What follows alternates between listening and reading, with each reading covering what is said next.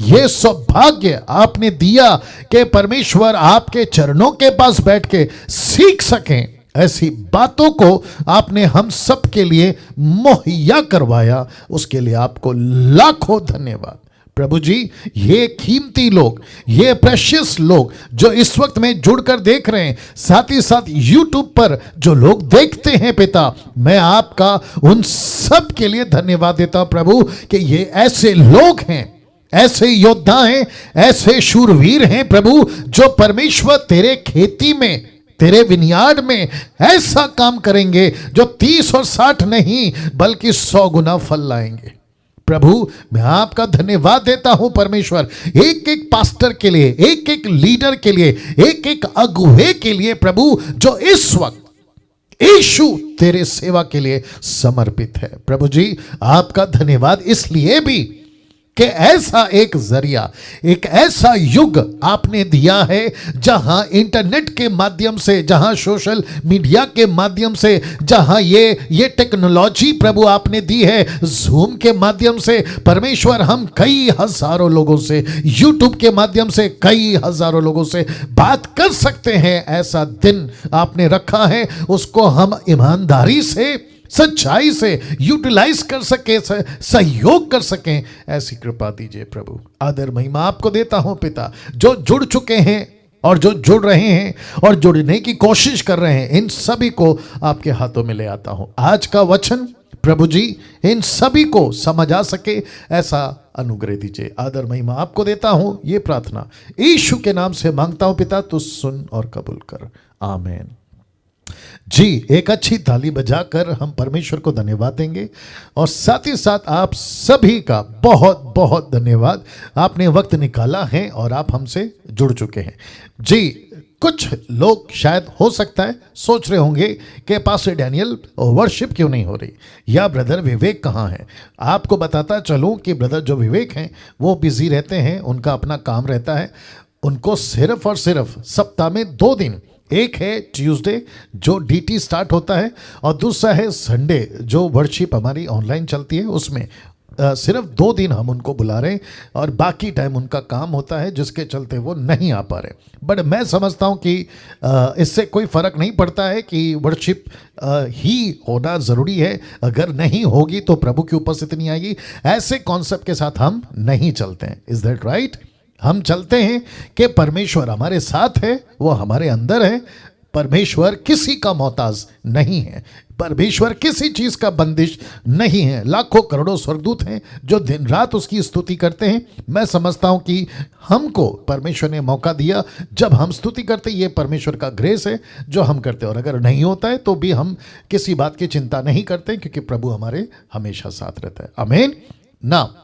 या कुछ लोगों को मैंने स्पॉट किया हुआ है, क्या क्या कहते हैं, स्पॉट या पिन, हाँ किया हुआ है। और जैसा कि हमेशा निर्जला जी आप रहती हैं, रेखा जी आप हैं, सिस्टर एस्तर जी आप हैं, आशा विलर जी आप हैं, और भी बहुत सारे लोग हैं, पास्टर रमन हैं, और नाम लेने में दिक्कत हो जाएगी क्योंकि बहुत छोटा छोटा नाम है। तो ये सभी लोगों को मैंने स्पॉट किया है। ऑफकोर्स सिस्टर नीलम जी आप भी हैं, और ये सभी को जो है हम स्पॉट करते हैं। शीला जी आप हैं, और साथ ही साथ अजय कश्यप, श्रीकांत तो हमेशा हम रहते हैं, वो पहले रहते हैं। एजरा पंडारी जी, एजरा साहब आप भी हैं, और साथ ही साथ चलिए बहुत नाम लंबा हो जाएगा। तो ये सब के सब मेरे स्पॉट पे हैं, मतलब इनको पिन किया हुआ है दूसरे लैपटॉप में। तो आप ऐसा नहीं सोचना कि मैं आपको नहीं देख रहा हूँ, तो सबको मैं देख रहा हूँ। और सभी को आज की शाम की शुभकामना, और सिस्टर निर्जला जी जैसों को सुबह की गुड मॉर्निंग। क्या करें, वो लोग अलग देश में हैं, हम अलग देश में हैं, ठीक है ना। चलिए वापस आते हैं।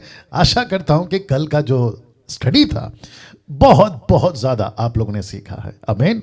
और ऐसे ही अब हम पहुंच गए हैं इस सप्ताह के तीसरे दिन पे, जिसको कहते हैं एपिसोड नंबर 11। और आज जो डे है वह है थर्सडे, हिंदी में कहते हैं गुरुवार। और कल इस सप्ताह का आखिरी दिन होगा, यानी कि एपिसोड नंबर 12, और वह होगा डे फ्राइडे, हिंदी में कहते हैं शुक्रवार। आशा करता हूं कि आप लोग यहां से सारी बातों को समझ रहे हैं। नाउ आपके स्क्रीन के ऊपर ओ माफ़ी चाहूँगा। साथ ही साथ जितने YouTube के लोग हैं आपका भी बहुत बहुत स्वागत करता हूँ। आप सभी के लिए वीडियो इसलिए बना रहा हूँ ताकि जो DT पे नहीं जुड़ रहे हैं आप लोग मुझे YouTube पे देख सकें, क्योंकि डिसाइपलशिप ट्रेनिंग के ऊपर 1000 मेंबर्स का कैपेसिटी हमने रखा था और उसकी सब्सक्रिप्शन भी हमने 1000 लोगों की ली थी। बट मुझे नहीं पता कि क्या दिक्कत होती है कि डे 1 से 500 के ऊपर शुरुआत में जुड़े थे, फिर 500 के नीचे ही चल रहा है, जिसके चलते अगले महीने से हम सब्सक्रिप्शन सिर्फ 500 का रखेंगे। तो जो जुड़ जाएंगे, जिसको कहते हैं first base come first come वाला चक्कर, हम उसको रखेंगे, ठीक है ना। नाउ कल एक अनाउंसमेंट होगी और मैं वापस कहता हूं कि आप सभी को जुड़ना है उस अनाउंसमेंट को सुनने के लिए, जो आप DT वालों के लिए बहुत इंपॉर्टेंट है, ठीक है ना। नाउ अब यहां से बात को आगे बढ़ाता हूं। जितने YouTube के लोग हैं आप लोग भी ध्यान से सुनिएगा। लिखा है MMB presents discipleship training equipping the universal church with sound doctrine.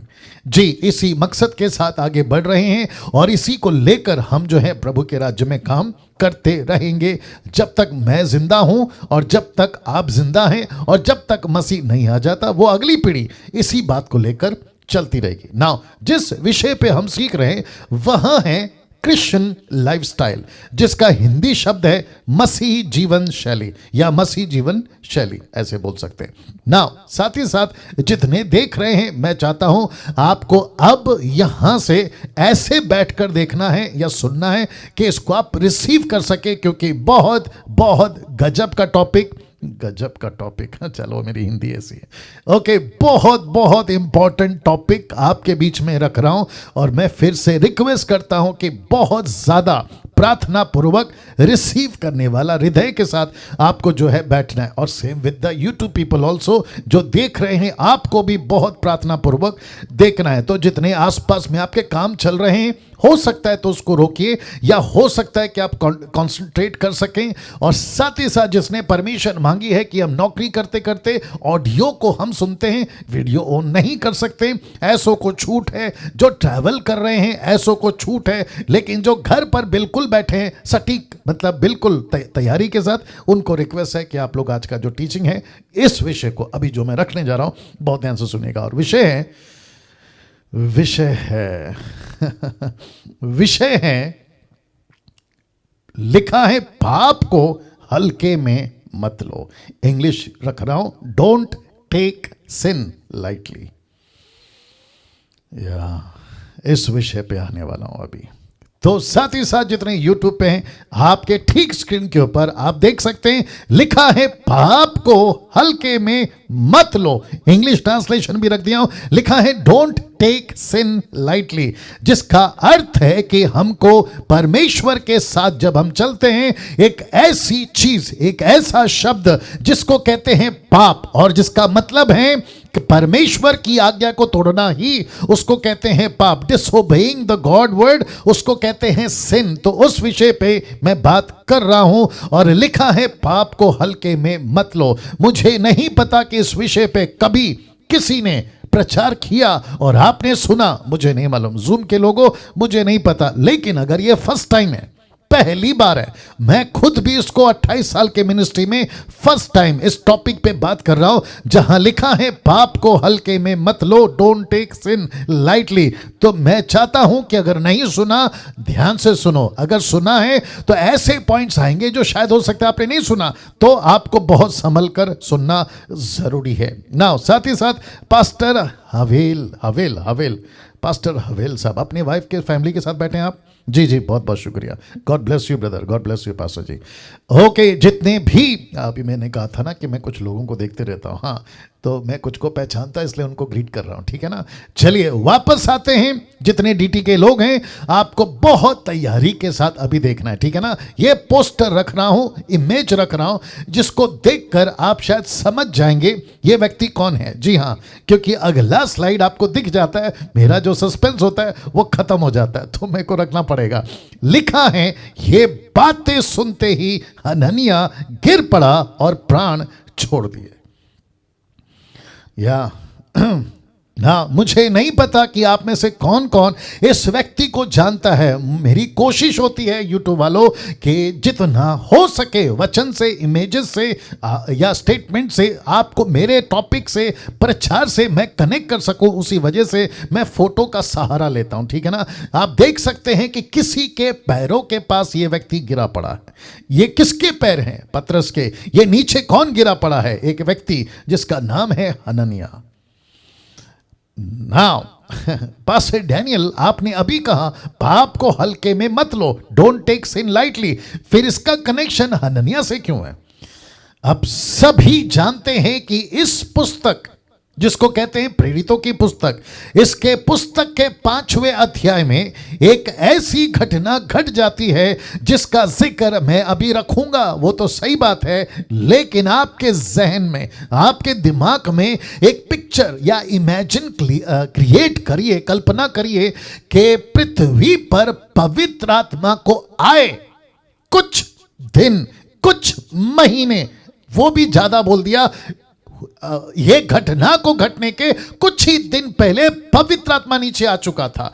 पवित्र आत्मा ने 3000 की मेंबर या कलीसिया के सदस्य, एक ऐसी कलीसिया जिसको कहते हैं मसीह की देह, द बॉडी ऑफ क्राइस्ट में यीशु ने 3000 सदस्य को जोड़ा था। और लिखा है प्रेरितों की किताब 2 अध्याय वचन 43 से लिखा है कि वह 3000 प्रतिदिन परमेश्वर के भय, मैं रिपीट करता हूं, परमेश्वर के भय में चलते थे, प्रतिदिन शिक्षा पाते थे। उस शिक्षा में यह व्यक्ति था।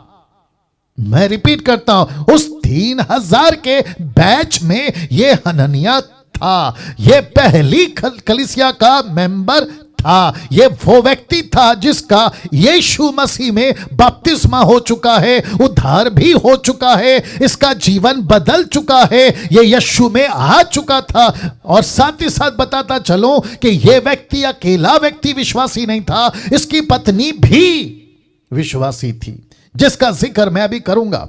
साथ ही साथ ये वो व्यक्ति है, मैं रख रहा हूं, ये वो व्यक्ति है जो पतरस जैसे पास्टर से टीचिंग लेता था।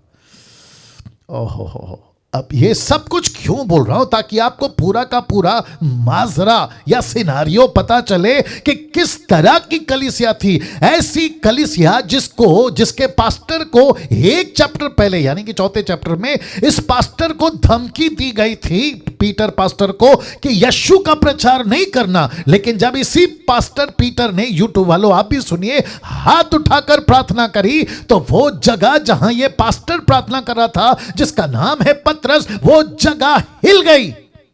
वो जगह हिल गई। क्यों?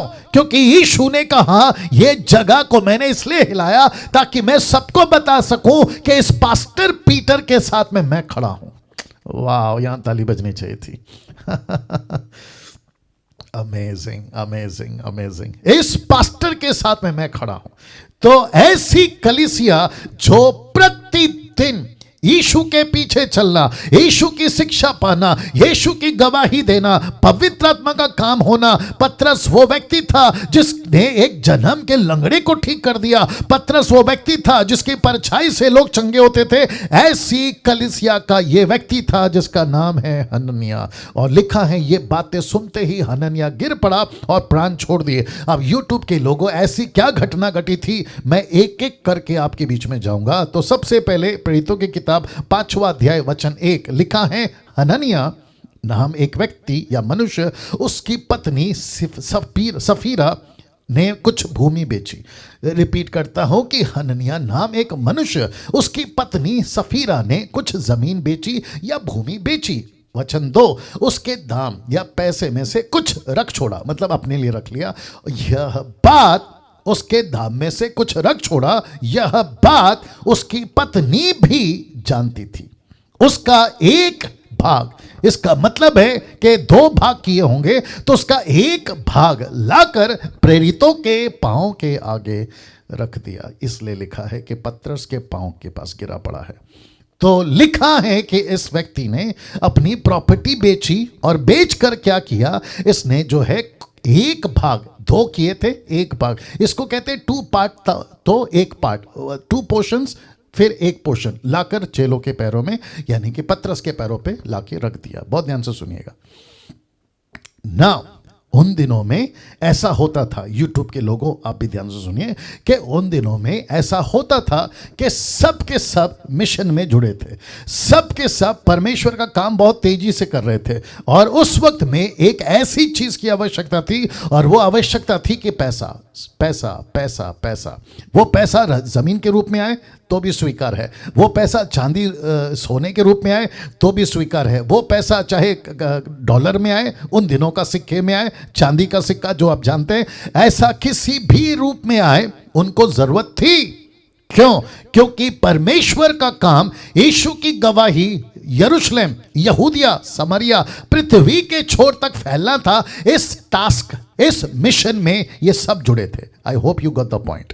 ओके नाउ, जिसके चलते एक ऐसी बात होती थी कि अपनी प्रॉपर्टी बेचो और प्रेरितों के पांव पे रखो, अपने पैसे लाओ और प्रेरितों के पांव पे रखो। तो हनन्याह को भी पता चला कि मुझे भी अपनी प्रॉपर्टी बेचनी है, लेकिन दिक्कत ये हो गई कि इसकी प्रॉपर्टी कुछ ज्यादा पैसों में बिक गई।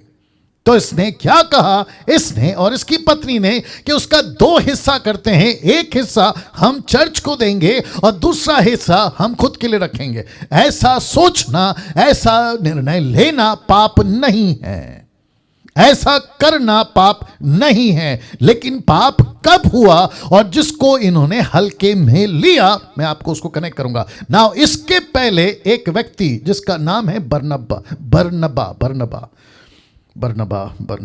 इसका नाम है बरनबा। ठीक एक चैप्टर पहले, अध्याय 4 वचन 36, एक्ट चैप्टर 4 वर्स 36 में लिखा है, यूसुफ नाम कुप्रुस का एक लेवी था, जिसका नाम प्रेरितों ने बरनबा अर्थात शांति का पुरुष रखा या पुत्र रखा था।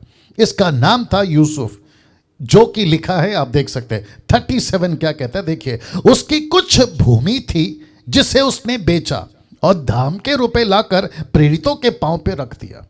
तो इसकी नकल या ऐसा ही हूबहू आप देख सकते हैं, ठीक उसके बगल में हनन्याह ने भी वही किया। लिखा है वचन 2 में कि उसके दाम से कुछ रुपए रख छोड़ा, यह बात उसकी पत्नी जानती थी, उसका एक भाग प्रेरितों के पांव के आगे रख दिया। तो आप देख सकते हैं कि बरनब्बा ने भी पैसे लाए, प्रेरितों के पांव पे रखा, फिर ठीक उसके बगल में हनन्याह ने भी पैसे लाए और प्रेरितों के पांव के पास रखा। अब गलती कहां है और गलती क्या है और कैसे पकड़ा जाए कि गलती क्या है?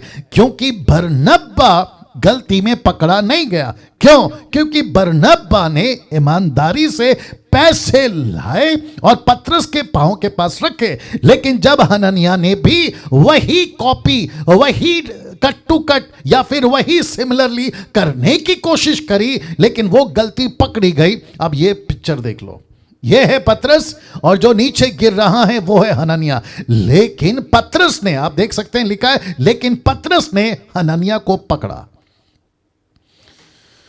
वाह, बिल्कुल कनेक्ट रहिएगा, रिक्वेस्ट करता हूं बिल्कुल कनेक्ट रहिएगा। लिखा है लेकिन पतरस ने हनन्याह को पकड़ा। और साथ ही साथ आप यह भी देख लो, किसने कहा था पतरस को कि हनन्याह गलत है? मैं इसके ऊपर बात करूंगा अभी। मैं फिर से रख रहा हूं ये 2 कैरेक्टर, एक का नाम है बरनब्बा जो सही था, दूसरे का नाम है हनन्याह जो गलत था। लेकिन पतरस को किसने कहा कि जो हनन्याह है वो गलत है? किसने कहा?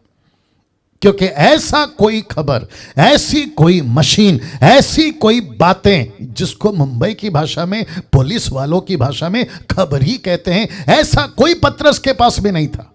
तो पतरस को कैसे पता चला कि बरनबा सही है और हनन्याह गलत? तो इसका मतलब है, बहुत ध्यान से सुनना, इसका मतलब है, जो कि मैं जवाब वचन से भी दूंगा, परमेश्वर का आत्मा, पवित्र आत्मा, परमेश्वर पिता, परमेश्वर पुत्र, ये तीनों के तीनों जिसको कहते हैं त्रिएक परमेश्वर, यूट्यूब के लोगों आप भी सुनिएगा, इस पास्टर पतरस के साथ में था। आमीन। इस पास्टर पतरस के साथ में था। और परमेश्वर उन दिनों में, बहुत ध्यान से सुनिएगा, और जब बाइबल का टॉपिक आएगा तो मैं इसके ऊपर तो जोर से बात करूंगा या खुलकर बात करूंगा, लेकिन मैं चाहता हूं कि आप लोग इसको सुनिएगा, ठीक है ना। Susan, Susan, Susan, Susan, Susan, आप क्या कर रही हैं? आप लिख रही हैं, मैं अप्रिशिएट करता हूं, लेकिन आपको सुनना है, ठीक है ना। जी जी जी, आपको पीडीएफ फाइल पूरा मिल जाएगा, क्योंकि आप लिख रही हैं और मैं बात कर रहा हूं तो ऊपर से जाएगा, क्योंकि हम एक टाइम पे दो काम नहीं कर सकते हैं, ठीक है सिस्टर, रिक्वेस्ट करता हूं। Okay, God bless you. कहाँ था मैं? वापस आना पड़ेगा। जब बाइबल का टॉपिक निकलेगा तब मैं जोर से बात करूंगा, लेकिन अभी आपको खुलकर बात थोड़ा सा बता देता हूं। उन दिनों में ऐसा होता था कि बाइबल नहीं थी, टोटल बाइबल नहीं थी, कुछ हिस्सों में थी, जैसे नबियों की किताबें, भजनों की किताबें, मूसा की किताबें, लेकिन कंप्लीट बाइबल नहीं थी। लेकिन परमेश्वर ने परखने की आत्मा बहुत जोरों से दी थी, परख की आत्मा, चंगाई की आत्मा, दूसरों की भाषा में प्रचार करने की दान, ऐसी बहुत सारी बातें दी थी, जिसके चलते परमेश्वर ने कहा, जरा देख लीजिए, फोटो रख रहा हूं, जिसके चलते परमेश्वर ने कहा बरनब्बा सही है, हननिया गलत है, और जिसके चलते लिखा है कि हननिया को पतरस ने पकड़ लिया, और जैसे ही पकड़ा, वचन 3 को देखिए, जैसे ही पकड़ा, पतरस ने कहा, हननिया, शैतान ने तेरे मन में यह बात क्यों डाली? अब जरा शब्द देखे कि तू पवित्र आत्मा से झूठ बोले। वाह! तो इसका मतलब है, अभी से बता देता हूं कि इस व्यक्ति ने, जिसका नाम है हननिया, इस व्यक्ति ने जिसका नाम है हननिया, इसकी गलती ये नहीं थी कि इसने जमीन बेची, इसकी गलती ये नहीं थी कि इसने कुछ पैसे रख लिए, इसकी गलती ये थी कि इसने झूठ बोला। ये देख लीजिए, इसने झूठ बोला। ये झूठ कब बोल सका और कैसी चर्च में झूठ बोल सका? कौन से पास्टर के पास झूठ बोल सका? जो सच्चा पास्टर था, यूट्यूब वालों, एक ऐसा पास्टर जिसके पास में पिता, पुत्र, पवित्र आत्मा, त्रिएक परमेश्वर चल रहा है, एक ऐसा सेवक जो परमेश्वर के मिशन में काम कर रहा है, जो सच्चा है, ईमानदार है, उसके पास में हननिया जैसा चर्च का मेंबर, हननिया और सफीरा जैसा एक ऐसा फैमिली जो परमेश्वर के काम को, मेरा हाथ देख लीजिए, जो परमेश्वर के काम को हल्के में ले रहा है, जो परमेश्वर के सेवक को हल्के में ले रहा है, जो परमेश्वर के मिशन को हल्के में ले रहा है, जो खुद के जीवन को हल्के में ले रहा है, और उसको लगा कि चलता है, उसको लगा कि सब चलता है, थोड़ा सा झूठ बोल लूं चल जाएगा, थोड़ा सा मजाक कर लूं चल जाएगा, थोड़ी सी मस्ती कर लूं चल जाएगा। लेकिन उसको नहीं पता था कि ये कलीसिया पतरस की नहीं है, ये कलीसिया यीशु की है। यहां तालियां चाहिए थी। वाह वाह, सी, ये कलीसिया यीशु की है, ये मिशन यीशु का है। मैं, जितने लोग मेरे से जुड़े हैं, दूसरे शब्दों में मसीह मंथन से जुड़े, मैं साथ ही साथ आपको बताता चलूं कि जब आप परमेश्वर के राज्य में मसीह मंथन के लिए काम कर रहे हैं, आप मसीह मंथन के लिए नहीं कर रहे, आप डैनियल राज के लिए नहीं कर रहे, बल्कि हम सब उस परमेश्वर का काम को कर रहे हैं जिसने हमें दिया है। इसलिए we have to be very careful, we have to be very careful, yes or no? वाह! इस व्यक्ति ने पवित्र आत्मा से झूठ बोला। देखो क्या लिखा है, लिखा है, पतरस कहता है, हननिया, भूमि के दाम में से कुछ रख छोड़ा, ये तूने झूठ बोला, ये क्यों नहीं बताया? वचन 4, जब तक वो तेरे पास रही क्या तेरी नहीं थी? जब बिक गई तो क्या वो तेरे वश में नहीं थी? तूने ये बात अपने मन में क्यों विचारी? तू मनुष्यों से नहीं परंतु परमेश्वर से झूठ बोला। सीधे। इसका मतलब क्या पता है? मैं आपको कनेक्शन दे रहा हूं। इसका मतलब है कि परमेश्वर को जबरदस्ती किसी का पैसा नहीं चाहिए। इसका मतलब है कि परमेश्वर कहता है कि तुम्हारी मर्जी से अगर तुम पैसे देते हो तो मर्जी से दो, लेकिन ईमानदारी। आप सभी को पता है 2 कुरिन्थियों 9:7 में क्या लिखा है? जो भी दे हर्ष से दे, जो भी दे मर्जी से दे, लेकिन कैसे दे? खुशी से दे, किसी के दबाव में नहीं। यस और नो? यस और नो? आप सोचिए, इस व्यक्ति की प्रॉपर्टी इसकी थी, इस व्यक्ति की पैसा इसका था, ये इसने 10 लाख में बेचा, 5 लाख में बेचा, ये पैसा इसका था, इसने तय करना था, और जितना तय किया था, 5 में से 2.5 लाख दूंगा, 10 में से 5 लाख दूंगा। पतरस जी, जमीन बिकी 10 में, लेकिन 5 देने का सोचा है। ये कभी नहीं मरता, ये कभी नहीं मरता। लेकिन इसने क्या कहा पता है? इसने झूठ बोला। उसने कहा जबकि बिकी थी 10 लाख में, इसने कहा कि 5 में बिकी, 5 को इसने छुपा दिया। यही झूठ था। इसको क्या कहेंगे? जितने डीटी के लोग हैं और जितने यूट्यूब के लोग हैं, प्लीज मुझे बताइए इस घटना को क्या कहेंगे? इस घटना को नहीं कह सकते कि इसने पाप को हल्के में लिया। या एग्जैक्टली इसने पाप को हल्के में लिया। इसको लगा चलता है। जरा आप लोग भी बोल दे सकते जबान से, चलता है। कितने लोग ऐसा जीवन जी रहे, बोलते हैं चलता है। अरे चर्च में जाएंगे, मस्ती करेंगे, पीछे बैठेंगे, जैसा चाहिए करते। बोले क्यों? अरे चलता है। इसको भी लगा चलता है, लेकिन नहीं चलता है। अगर ऐसा सोच के चर्च में होगे तो खुद ही एक दिन चलता हो जाएगा 4 कंधों पे। वाह, सी वचन 5, ये बातें सुनते ही हननिया गिर पड़ा और प्राण छोड़ दिए।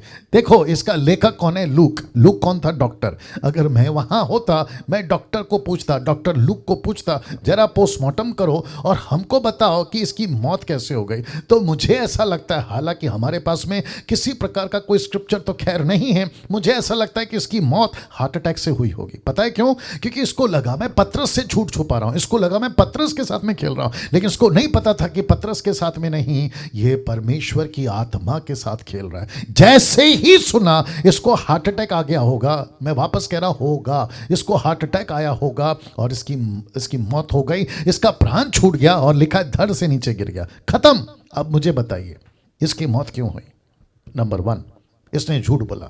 नंबर 2, इसने परमेश्वर को मजाक में लिया। नंबर 3, इसको लगा पतरस से झूठ बोल रहा। नंबर 4, ये पाप को हल्के में ले रहा था, जबकि ये एक ऐसे चर्च का मेंबर था जहां पवित्र आत्मा कुछ ही दिन पहले पृथ्वी पे बड़े जोरों से आया था। अब आप सोच के देखिए, अगर तब परमेश्वर ने नहीं बख्शा तो फिर 21वीं सदी में मुझको और आपको क्यों बख्शेगा? इब्रानियों किताब 13:8 कहता है यीशु कल आज युगानुयुग एक सा है। यस और नो?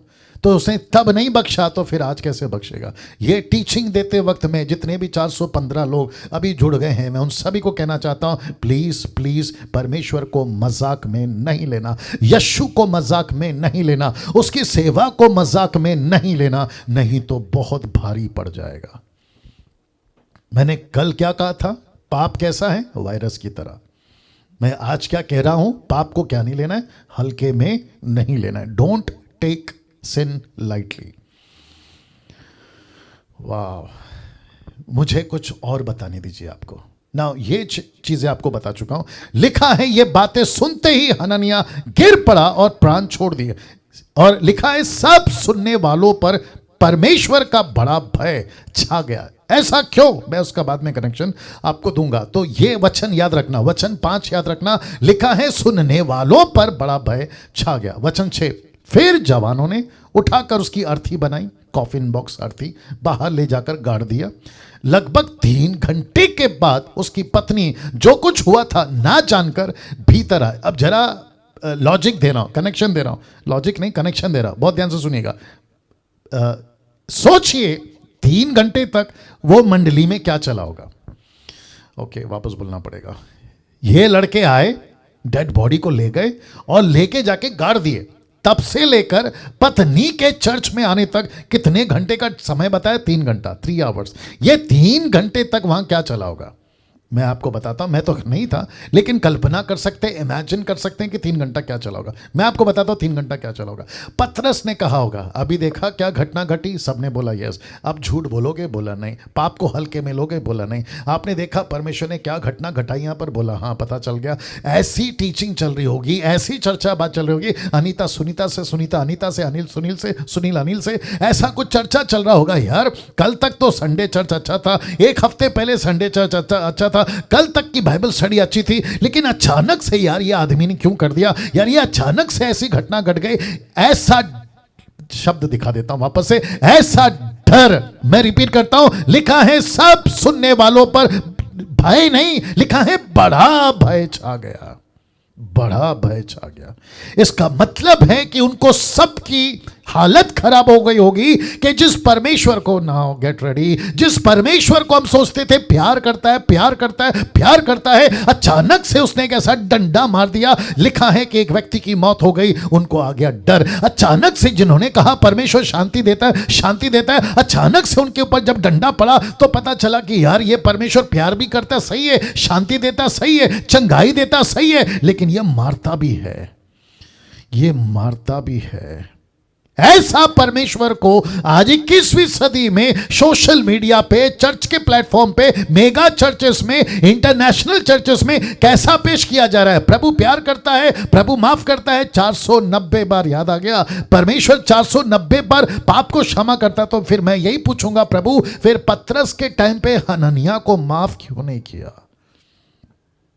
पतरस के टाइम पे हनन्याह को माफ क्यों नहीं किया? ऐसा क्या था कि आपको इस व्यक्ति को मारना पड़ा? और इसकी गलती क्या थी? एक झूठ।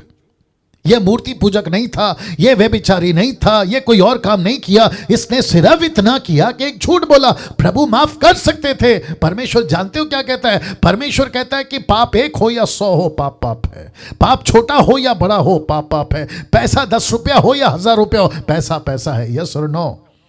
और जिसके चलते परमेश्वर कहता है कि छोटा हो या बड़ा हो, ये क्या लगा के रखा है कि छोटा होगा तो माफ कर देगा, बड़ा हो तो माफ नहीं करेगा? परमेश्वर क्या मनुष्य की तरह सोचता है? जी नहीं। ऐसा लिखा है, रेफरेंस याद नहीं आ रहा है, लिखा है परमेश्वर की सोच और मनुष्य की सोच में जमीन आसमान का फर्क है। यस और नो? आप जैसे कल्पना करते वैसा परमेश्वर नहीं है। मैं फिर कहता हूं कि इस व्यक्ति ने परमेश्वर को हल्के में लिया। इस व्यक्ति ने, जिसका नाम है हनन्याह, मजाक में या परमेश्वर के बातों को हल्के में लिया और पाप को हल्के में लिया। वाह! देखो, लिखा है 3 घंटे के बाद इसकी पत्नी आई। ऐसा लिखा है, कुछ नहीं पता। अब जब ये रास्ते पे आई थी ना, जब निकली थी ना घर से, तो सोची कि यार पति को गए 3 घंटा हो गए, लौटा क्यों नहीं? क्या चक्कर है? और इसको पक्का पता था कि ये कहां जाता है, चर्च जाता है। तो जैसे ही पता चला 3 घंटे हो गए नहीं आया, तो उसकी पत्नी सीधा पतरस के पास आई और लिखा है कि जो कुछ हुआ था ना जानकर भीतर आई। शब्द देखो, भीतर आई मतलब अंदर आई। ऐसा लिखा है कि जब अंदर आई, वचन 8, अब जरा देखिए क्या सिनेरियो है, क्या मजरा है। पतरस ने उससे कहा, मुझे बता, क्या तुमने वह भूमि या जमीन इतने में ही बेची थी? Question mark. वाह! पतरस यहां कॉम्प्रोमाइज नहीं कर रहा है, मुझे यह पता चल रहा है। पतरस को एक पति के मौत का दुख नहीं है, पतरस को उस पति के गलती का दुख है। ओ वापस बोलना पड़ेगा शायद। पतरस को किसी की मौत हो गई उसका दुख नहीं है, पतरस को किसी ने गलती की उसका दुख है। आप लोग समझ रहे कि नहीं समझ रहे? अगर मैं होता और मेरी चर्च होती तो मेरे चर्च के लोग कहते कि पास्टर डैनियल एक काम करो, पत्नी को तो कम से कम बख्श दो। बोला क्यों? दोनों के बच्चे होंगे, पति नहीं है मतलब पिता नहीं है, माँ तो संभालेगी। पतरस को इसका चिंता नहीं है कि पति पत्नी बच्चे, ना ना ना ना ना। वो जानना चाहता है कि इस झूठ में कौन कौन शामिल है। देखो क्या गजब का पास्टर था। उसने कहा, पतरस ने कहा, मुझे बता ये जमीन कितने में बिकी? क्या इतने में ही बिकी? अब उसका जवाब देखो, उसने कहा हाँ इतने में ही बिकी। अब इसका मतलब क्या है? इसका मतलब है कि पति और पत्नी ने ऐसा मन बना लिया था, चाहे कुछ भी हो जाए हम झूठ ही बोलेंगे, हम झूठ ही बोलेंगे। पति झूठ बोलेगा तो पत्नी झूठ बोलेगी। इसका मतलब, मैं लास्ट में कनेक्शन दूंगा जब आपको फोटो दिखाऊंगा। इसका मतलब है कि पतरस को पता चल गया। देखो 9 वचन क्या कहता है। पतरस ने कहा ये क्या हो रहा है, ये क्या हो रहा है, ये क्या बात है? देखो उसका टोन देखो, उसकी बॉडी लैंग्वेज देखो, उसकी बातें देखो। पतरस को अफसोस है कि एक और मौत होने वाली है, पतरस को दुख है कि एक और मौत होने वाली है। किसके चलते? झूठ के चलते। पतरस कह रहा है कि चर्च में से एक साथ एक ही दिन 2 मेंबर का नाम कटने वाला है।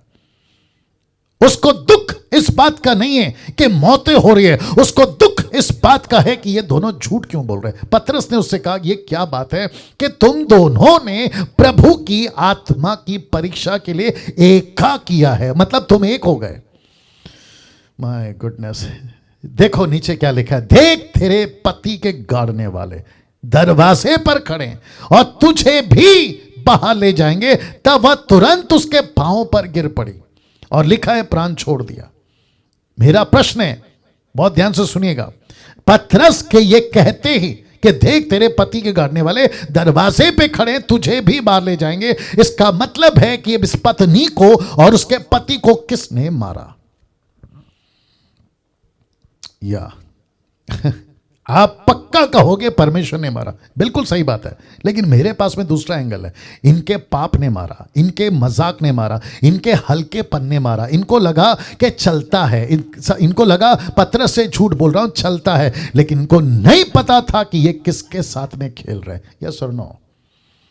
इस टीटी में तीसरे हफ्ते में आपके बीच में ये बात को रख रहा हूं कि कभी कभी मसीह बनने के बाद पाप को मजाक में, हल्के में नहीं लेना, नहीं लेना, नहीं लेना।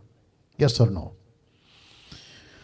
लिखा है उसके पांव पर गिरकर प्राण छोड़ दिया। क्या दुख की बात है, क्या दुख की बात है। एक तरफ चमत्कार, एक तरफ आत्मा बच रही, एक तरफ लोग प्रभु को अपना रहे, लेकिन दूसरी तरफ चर्च के अंदर ही चर्च के लोग, विश्वासी लोग ही ऐसा काम कर रहे हैं जिसके चलते मौत हो गई। लिखा है जवानों ने भीतर आकर उसे मरा पाया और बाहर ले जाकर उसके पति के साथ उसको गाड़ दिया। और लिखा है, बड़े ध्यान से देखना, सारी कलीसिया पर, इन बातों के सब सुनने वालों पर, फिर शब्द को ध्यान दीजिएगा, लिखा है बड़ा भय छा गया। तो वचन 5 में लिखा है डर आ गया, और वचन 11 में लिखा है डर आ गया।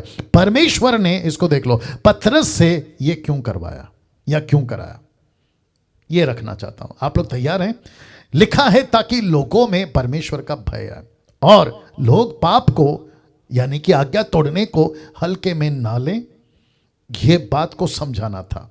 मैं वापस रखता हूं, पतरस से परमेश्वर ने यह क्यों करवाया? ताकि लोगों में परमेश्वर का भय हो और लोग पाप को, यानी आज्ञा तोड़ने वाली बातों को हल्के में ना लें, जिसके चलते पहली सदी की कलीसिया में एक साथ 2 मौत हो गई।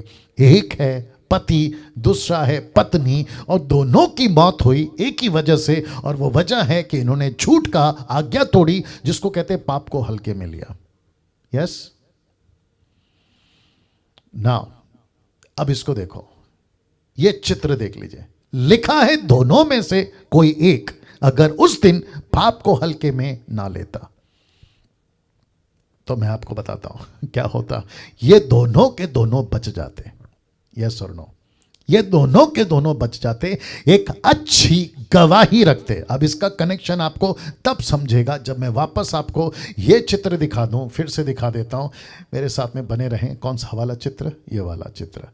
ये व्यक्ति जिसका नाम है बरनब्बा, क्या इसने हल्के में लिया? नहीं। क्या इसने हल्के में लिया? यस। क्या बरनब्बा ने मजाक किया? नहीं। क्या हननिया ने मजाक किया? यस। क्या बरनब्बा को डर था प्रभु का? यस। क्या इसको डर था प्रभु का? नहीं। सी या यही फर्क है साहब। ऐसे 2 तरह के लोग आज भी चर्च में, 2 तरह के लोग। मैं वापस से वो फोटो पे आ जाता हूं क्योंकि मुझे कुछ एक और बात बोलनी है आपको। ये देखो, ये फोटो कहां गया? आ गया, 1 सेकंड दीजिए। या ये वाला, उस दिन ये दोनों में से कोई एक अगर उस दिन पाप को हल्के में ना लेता, देखो क्या होता है पता है? जल्दी से निकालो, एक वचन निकालो, सब उपदेशों की किताब, उसका 4था अध्याय वचन 9। एक वचन बीच में रख रहा हूं, प्लीज थोड़ा बर्दाश्त करिए। The book of Ecclesiastic chapter 4 verse 9। जी, आप इसको लिख सकते हैं क्योंकि मैं इसकी डिटेल नहीं बना पाऊंगा क्योंकि वो स्लाइड पे नहीं है। जी 1 सेकंड, अभी पढ़ रहा हूं, और जो यूट्यूब के लोग हैं आप भी सुनेंगे ना। ऐसा लिखा है 1 से 2 अच्छे। मैं रिपीट करता हूं, एक्लेसियास्टिक 4:9 कहता है 1 से 2 अच्छे, क्योंकि उनके परिश्रम का अच्छा फल मिलता है, क्योंकि यदि उनमें से एक गिरे तो दूसरा उसको उठाएगा। अब दिक्कत की बात क्या पता है? यहां दोनों गिरे हुए। आप नहीं समझे? ऐसा लिखा है अगर एक गिरे तो दूसरा उठाएगा। मुसीबत तो यह है कि दोनों के दोनों गिरे हुए। तो प्रश्न उठता है कि इनको उठाएगा कौन? राइट? जी, सबको पूछ रहा हूं, सब लोग सुन रहे? मैं फिर कहता हूं, रिस्पॉन्स दीजिए। अजय कश्यप, रिस्पॉन्स दीजिए, बुत बनकर नहीं बैठना है। यू हैव टू बी, है ना, एक्टिव, ठीक है ना। आप लोग सबके ऊपर नजर है, सबके ऊपर नहीं, जितना स्लाइड पे दिखता है जी। तो जरा सतर्क रहिए। वापस कहता हूं कि एक गिरे दूसरा उठाएगा, लेकिन मुसीबत यहां पर यह है कि दोनों के दोनों गिरे हैं। अगर दोनों गिरेंगे तो उठाएगा कौन? इसलिए फिर कहता हूं, जैसे ही आपको पता चलता है, जितने प्रीचर्स हैं बहुत ध्यान से सुनिए, जितने बाइबल टीचर्स हैं ध्यान से सुनिए, पास्टर्स यूट्यूब पे आप लोग भी ध्यान से सुनिए, आपके प्रचार में कभी भी कॉम्प्रोमाइज वाली बात नहीं नहीं नहीं होनी चाहिए। जो सही है वो सही है, जो गलत है वो गलत है। क्यों? क्योंकि पक्का पता है एक अगर कमजोर है तो दूसरा उसको उठाएगा, अगर ये कमजोर है तो वो उसको उठाएगा, ये तो पक्की बात है। लेकिन अगर दोनों कमजोर पड़ गए तो कौन उठाएगा? दोनों दुनिया से उठ जाएंगे जो कि अभी देखा आपने, पति पत्नी दोनों गए एक साथ में। और चक्कर क्या है? झूठ। चक्कर क्या है? पाप को हल्के में लिया ना। ये सबसे दुखद घटना, मेरे पास में दूसरा कोई फोटो नहीं मिला, ये कार्टून टाइप फोटो है, लेकिन इस व्यक्ति का नाम बताता हूं। इस व्यक्ति का नाम है आकान का पाप। आप लोग सब जानते होंगे, अगर नहीं जानते तो ये वाला वचन जिसको कहते हैं यहोशू की किताब 7वां अध्याय वचन 1 लिखा है, परंतु इस्राएलियों ने अर्पण की वस्तुओं के विषय में विश्वासघात किया, अर्थात यहूदा के गोत्र का आकान, इसलिए लाल में लिखा हो, जो जरवंशी जब्दी का पोता और कमरी का पुत्र था, उसने अर्पण की वस्तुओं में से कुछ ले लिया। इस कारण यहोवा का कोप इस्राएलियों पर भड़क उठा। मैं आपको पूरा तो नहीं बताऊंगा, लेकिन मैं आपको सिर्फ इतना बताऊंगा कि परमेश्वर का दास जिसका नाम है यहोशू, एक ऐसा लड़का जिसका नाम है आकान, इस आकान ने, ये व्यक्ति परमेश्वर के जो 12 गोत्र हैं, या यूट्यूब के लोगों आप भी सुनिएगा, जिसमें से एक गोत्र है यहूदा। आप सभी जानते हैं, मैं जेनेसिस की स्टडी के ऊपर आपको इसका प्रचार कर चुका। अगर किसी ने जेनेसिस की स्टडी नहीं देखी, रिक्वेस्ट करता हूं कि जाइए प्लेलिस्ट में और आप जेनेसिस की स्टडी को आप लोग देख लें, अगर नहीं देखा, गजब की टीचिंग है। तो इस व्यक्ति ने जिसका नाम है आकान, ये निकला यहूदा के गोत्र से, और फिर इसको पूछा गया कि क्या तूने गलती की। लेकिन क्यों पूछा गया? इसका पाप बाहर क्यों दिखा? क्योंकि कुछ 3000 योद्धा या 3000 लोग ऐसी हार और ऐसी शर्मिंदगी की हुई, क्योंकि परमेश्वर ने एक चैप्टर पहले, यह है यहोशू 7, लेकिन एक चैप्टर पहले यरीको की दीवार को इनकी आवाज से गिरा दी थी, अगर याद होगा। यरीको की दीवार, द वॉल ऑफ जेरिको, एक आवाज से, जो 7 दिन 7 चक्कर यानी कि टोटल 13 चक्कर इनको लगवा कर वो यरीको की दीवार गिरा। एक बहुत बड़ी विजय का ये लोग हिस्सा रहे, लेकिन 7वें अध्याय के पहले वचन में ये लोग हार गए एक छोटे से देश, जिस देश का नाम है एदेश, उससे हार गए ये लोग। तो यहोशू ने पूछा प्रभु से, अगर आप पूरा पढ़ोगे तो पता चलेगा कि प्रभु, हम इतने बड़े बड़े युद्ध जीतते चले आए, यरीको की दीवार गिरा दी गई, क्या कहते हैं उसको, दानव जैसे इंसानों को मारते मारते चले आए, लेकिन ये छोटा सा देश जिसमें सिर्फ 3000 सिपाही को भी बेचकर युद्ध जीता जा सकता था, हम उससे क्यों हार गए? तब परमेश्वर कहता है कि आकान का एक नाम व्यक्ति ने पैसे का लालच, कुछ प्रॉपर्टी का लालच, कुछ सोने चांदी का लालच में आकर मुझसे विश्वासघात किया है। आप देख सकते हैं शब्द को, विश्वासघात किया है। और जिसके चलते लिखा है, तब वचन 15 में, जो पुरुष अर्पण की वस्तु रखे हुए पकड़ा जाएगा, वह और जो कुछ उसका हो सब आग में डालकर जला दिया जाएगा, क्योंकि उसने यहोवा की वाचा को तोड़ा और इस्राएल में अनुचित कर्म किया है। और इस व्यक्ति ने जिसका नाम है आकान, इसने पाप को हल्के में लिया। फोटो देखिए, एक तरफ उसकी चोरी पकड़ी गई और दूसरी तरफ उसकी पत्नी, बच्चे, अंकल, आंटी, चाचा, चाची, प्रॉपर्टी लेने वाले, हिस्सेदार जितने भी हैं, सबको पत्थर से मारकर लिखा है उनको आग में जला दिया गया। मैं बताऊंगा आपको। My goodness, get ready now. वचन 18 कहता है, तब उसके घराने के एक एक पुरुष को समीप खड़ा किया, और यहूदा का गोत्र आकान, जो जरहवी वंशी जब्दी का पोता और कमरी का पुत्र था, पकड़ा गया। शब्द को ध्यान दीजिएगा, पकड़ा गया। ये जो सिस्टर हैं जिनका नाम है दिवा, रेड ड्रेस में दीवा जी, आपका ध्यान है टीचिंग में दीवा जी? या दीवा रेड ड्रेस जी, आपसे बात कर रहे हैं, आप जरा हाथ उठाकर बता दीजिए। दीवा जी, दीवा हाँ, फोकस करिए, टीचिंग पे फोकस करिए, ठीक है? या मेरी मजबूरी है वापस आ रहा हूं। ऐसा लिखा है आकान पकड़ा गया, और जब पकड़ा गया, वचन 25 लिखा है, तब यहोशू ने उससे कहा, तूने हमें क्यों कष्ट दिया? किसने? तूने। ये तूने कौन है? आकान। क्यों कष्ट दिया? हम युद्ध जीत रहे थे, मिशन पे कामयाब हो रहे थे, आत्मा बच रही थी, कलीसिया की स्थापना हो रही थी। आ रही है ना बात, आत्मिक बातें?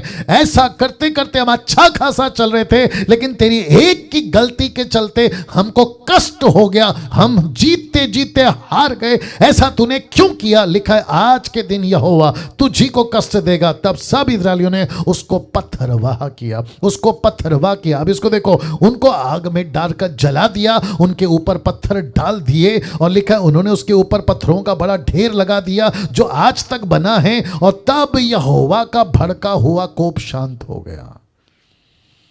माय गॉड, लिखा है उसके बाद परमेश्वर का गुस्सा शांत हो गया। इस कारण उस स्थान का नाम आज तक आकोर तराई पड़ा हुआ है। आकोर तराई पड़ा हुआ है। तो इसको पत्थर से किसने मारा? इसकी मौत क्यों हो गई? इनके बच्चे तक को नहीं छोड़ा, इनके प्रॉपर्टी, इनके जितने लोग थे किसी को नहीं छोड़ा, औरत, बच्चे, माँ, सबको पत्थर से मारकर जिंदा जला दिया गया, या उनको आग में डालकर मार दिया गया। क्यों? एक ही चीज है, और वो है पाप को हल्के में लिया। अब आप सोच के देखो, ये कौन सा परमेश्वर है जो आपके अंदर बसा हुआ है? कौन सा परमेश्वर जिसको आप एलोहिम कहते हैं? कौन सा परमेश्वर जिसको आप त्रिएक परमेश्वर कहते हैं, पिता, पुत्र, पवित्र आत्मा? ये वही परमेश्वर है जो अभी आपके अंदर है। तो आपको सोचना होगा कि जिसने आकान को नहीं छोड़ा, जिसने हनन्याह सफीरा को नहीं छोड़ा, फिर वो आपको कैसे छोड़ेगा अगर तुम हल्के में लोगे? वाह आई विश कि मैं सबकी माइक ऑन करवाता और आप लोगों से बात करता और आपको पूछता कि वो प्रचारक का फिर क्या जो कहते प्रभु प्यार करता है, प्यार करता है, प्यार करता है। मैं उसके खिलाफ नहीं हूँ, सच बात है, परमेश्वर प्यार करता है। आप माँ बाप हैं, आपके बच्चों से आप प्यार करते हैं, ऑफकोर्स करते हैं, लेकिन उसी बच्चों को आप डंडे से क्यों मारते हैं जब वो गलती करता है? उसी बच्चे के ऊपर हाथ क्यों उठाते जब वो मस्ती करता है, गलत काम करता है? यही तो परमेश्वर का नेचर है। परमेश्वर क्या कहता है पता है? और एक आ गया, सुनो सुनो सुनो सुनो यहाँ बात है ना सिर्फ एक व्यक्ति की नहीं है, बात यहाँ कलीसिया की है, बात यहाँ राष्ट्र की है। मैं इसका कंक्लूजन वैसे ही दूंगा। यहाँ पे आपको समझना होगा कि हम लोग कौन लोग हैं, ताकि हम परमेश्वर को हल्के में ना लें, परमेश्वर के बातों को हल्के में ना लें, और ना ही पाप को हल्के में लें। वाह, ऐसी बातें आजकल नहीं हो रही हैं दोस्तों, ऐसी बातें नहीं हो रही है। अच्छा, एक और कनेक्शन दे रहा हूं। कुछ लोग कह सकते हैं कि पास्टर डैनियल, जिसने गलती की है उसको मारना था, बच्चों को क्यों मारा, पत्नी को क्यों मारा, बाकी लोग को क्यों मारा? सुनना चाहोगे इसका जवाब? जो मुझे पता चला, मैंने जो स्टडी करी, मुझे जो पवित्र आत्मा ने बताया, मैं आपको बता दूं, मैं आपको बताता हूं। देखो परमेश्वर क्या कहना चाहता है पता है? बच्चे मरे हैं ना, उनका मरने से वो नरक नहीं जाएंगे। कौन बच्चे? बाप रे, वापस आना पड़ेगा। बच्चे जो है ना, बच्चे जो मरे हैं ना, वो नरक नहीं जाएंगे। पता है क्यों? अगर यही बच्चे बड़े होकर बाप के पद चिन्ह पे चलने लगे, बाप की तरह चोरी करना सीख जाए, जो कि खून में आता है, फिर वही बच्चे बड़े होकर नरक जाने से अच्छा ये छोटेपन में स्वर्ग में जाए, वो बेहतर है ना? अब इसका कनेक्शन या लॉजिक जो मैंने लगाया, बाकी लोग ये प्रश्न उठा सकते हैं, परमेश्वर निर्दयी है? नहीं। परमेश्वर कठोर है? नहीं। लेकिन परमेश्वर से ज्यादा भविष्य को कौन जानता है? सिर्फ परमेश्वर। 10 साल के बाद में यह परिवार क्या निकलेगा कौन जानता है? सिर्फ परमेश्वर। फिर प्रश्न उठता है कि नूहा के टाइम पे पूरी दुनिया को क्यों खत्म कर दिया? उसमें भी तो बच्चे थे ना, उसमें भी तो छोटे जो बच्चे थे ना, औरतें थी ना, उनको क्यों खत्म कर दिया? सोच के देखिए। क्योंकि परमेश्वर को बेहतर पता है कि अगर छोटा सा भी बीज, एक कनेक्शन और आ रहा है, बता देता हूं। पंजाब के अंदर आप सभी जानते हैं कि किसानों की एक बहुत बड़ी ये चल रही है, क्या कहते हैं उसको, हड़ताल। और उसमें से एक मुद्दा ये भी है कि हम जो अनाज उगाते हैं उसके बाद जब कटनी हो जाती है, हमको पूरा का पूरा खेत जलाना पड़ता है, और जिसका पोल्यूशन जो है आसपास के शहर पे जाता है। Is that right? नाउ मैं किसान तो नहीं हूं, लेकिन मुझे थोड़ी बहुत जानकारी है। अगर आपने खेत में गेहूं बोया और अगली फसल आपको चावल की बोनी है, तो आपको पता है क्या करना पड़ता है? वो पूरे खेत को आग लगाना पड़ता है। पता है क्यों? क्योंकि जो पिछला बीज है ना, वो वापस कहीं उग ना जाए। माय गुडनेस ताकि फ्रेश बीज वापस से आए, जिसका बीज बोया है वही आए, पिछला बीज नहीं। वैसे ही परमेश्वर कहता है, मैं टोटल जड़ समेत चीजों को खत्म करना चाहता हूं। मैं ये कनेक्शन इसलिए बीच में रखा हूं क्योंकि बुद्धिजीव लोग यूट्यूब पे भी बैठे रहते हैं, जो सवाल करते हैं, मैं समझता हूं कि वक्त से पहले उनको जवाब मिल गया होगा। तो एक ऐसी घटना आकान के साथ घटी और परमेश्वर का गुस्सा शांत तब हुआ जब वो व्यक्ति पृथ्वी से खत्म हो गया। हनन्याह सफीरा के प्रति भी परमेश्वर का गुस्सा तब खत्म हुआ जब वो पृथ्वी से खत्म हो गया। जब तक मृत्यु नहीं होती, परमेश्वर का गुस्सा शांत नहीं होता। और यही वजह है कि हम सबके गुनाहों की सजा यीशु को दी, और यीशु जब तक नहीं मर गया तब तक पर्दा नहीं फटा। यस और नो? My God. अब ये व्यक्ति को देखो, जिसका फोटो आप देख सकते हैं। यहां टोटल 3 फोटो है। एक तरफ नामान, उसका कोढ़ ठीक हो गया। दूसरी तरफ एलीशा, जो उसके पैसों को इनकार कर रहा है। और तीसरी तरफ गहेजी, उसका नौकर, जिसको कोढ़ लग गया। तो ऊपर लिखा है नामान का कोढ़ गहेजी को। दूसरा राजा 5वां अध्याय 1 से 27। ये टोटल चैप्टर इसी के ऊपर आधारित है। 2 किंग चैप्टर 5 वर्स 1 to 27। अब इसकी घटना क्या है मैं आपको पहले बता देता हूं। आप लोग अगर सब लोग तैयार हैं तो मैं आगे बढ़ूं। ओके नाउ, ये मानव गंग क्या है? आप लोग का फोकस रखो बेटा। हाँ बच्चे लोग, तब तक थोड़ा सा पानी पी लेता हूं जी। थोड़ा हजम करिए क्योंकि टॉपिक ही बहुत ज्यादा गजब का है जी। सब लोग तैयार हैं? आगे बढ़ सकता हूं? जिसको पानी पीना है पी लो, जिसको थोड़ा रिलैक्स होना है, मतलब बाहर नहीं चले जाना कैमरा छोड़ के, बट आप लोग चलिए बात को आगे रख रहा हूं ना। एक ऐसा व्यक्ति जिसका नाम है एलीशा, उसका जो गुरु था उसका नाम था एलिया। आप सभी जानते हैं कि एलीशा कौन है? जिसने एलिया का double portion of the power मांगा। ऐसी मिनिस्ट्री करते करते ही जब एलीशा आगे बढ़ा तो इसको भी एक नौकर मिला जिसका नाम था गहेजी। तो एलिया का पावर एलीशा को, तो एलीशा का पावर किसको? इस व्यक्ति को जिसका नाम है गहेजी।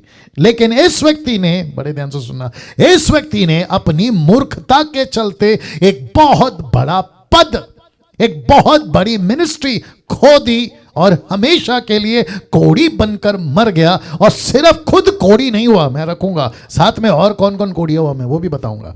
तो सबसे पहले एक सेनापति जिसका नाम है नामान एलीशा के पास आता है, मेरा कोढ़ ठीक कर दो, मैं डॉक्टरों के पास जा जाके थक गया हूं, ये कोढ़ ला इलाज है, लेकिन मुझे किसी ने कहा है आपके पास में परमेश्वर है। क्योंकि नामान अविश्वासी था, ये ईश्वर को नहीं मानता था, मतलब परमेश्वर को नहीं मानता था, ये किसी और देवी देवताओं की आराधना करता था। लेकिन जब एलीशा ने कहा कि तुझे 7 बार डुबकी लगानी है, तेरा कोढ़ चला जाएगा, आप देख सकते हैं कि इसका टोटल कोढ़ चला गया। और ये इतना खुश हो गया कि कई लोगों के साथ में आकर इसने बहुत सारी ऑफरिंग, मैं रिपीट करता हूं, बहुत सारी ऑफरिंग, सोना चांदी पैसा सब कुछ लाकर किसको दिया? इस एलीशा के पास में। लेकिन एलीशा ने इसको साफ मना कर दिया। और मुझे नहीं पता इसके पीछे मना करने का कारण, शायद यह भी हो सकता है क्योंकि इसकी प्रॉपर्टी, इसका पैसा शायद देवी देवताओं का था या उसके साथ कोई कनेक्शन होगा, इसके चलते इसने मना किया। इसने कहा मैं नहीं लूंगा। लेकिन इसका नौकर इस सेनापति के पीछे भागता है और झूठ कहता है, वापस झूठ आ गया। देखो अभी तक कौन सा चल रहा है? झूठ झूठ झूठ, ठीक है ना। ये भागता है किसके पीछे? सेनापति नामान के पीछे। नामान पूछता है, उसने कहा क्या हाल, सब ठीक है? सब कुशल है। कौन कहता है? गहेजी कहता है सब ठीक है, परंतु, ये शब्द देखो, परंतु मेरे स्वामी ने, किसने? एलीशा ने, मुझे यह कहने को भेजा है कि एफ्रेम के पहाड़ी देश से भविष्यवक्ताओं के चेलों में से 2 जन मेरे यहां अभी आए हैं। मतलब आप निकले कि वो आ गए। झूठ है, झूठ है, ये झूठ है। इसलिए या उनके लिए 1 किक्कर चांदी और 2 जोड़े वस्त्र दे।